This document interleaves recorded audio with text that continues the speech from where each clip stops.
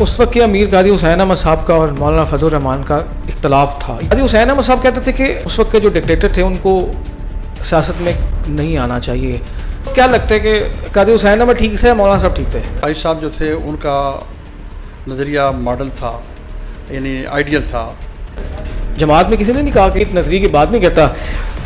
मौलाना साहब कादी हुसैन साहब उस वक्त भी ठीक थे, शायद उनका नज़रिया अभी भी ठीक है कि इदारों को अपनी हदूद में रहना चाहिए था। उस वक्त कॉन्सेप्ट ये था, लेकिन जो उस वक्त सियासी हालात थे उस वक्त लोगों ने ये भी कहा था कि आपको सपोर्ट पड़ी हुई है। जिसमें जनरल मुशर्रफ के कुछ फैसले सही भी थे, कुछ गलत भी थे। जैसे जनरल मुशर्रफ साहब की आपने बात की है, जनरल मुशर्रफ साहब के फैसले मैं मान लिया कई ठीक थे। उनका सबसे बड़ा फैसला गलत जो था वो तो सियासत में आना ही था ना। उन्होंने गवर्नमेंट चलाई है, 9 साल सदारत की कुर्सी पर फायज रहे हैं। मुकाबला करेंगे तो इंतशार पैदा होगा।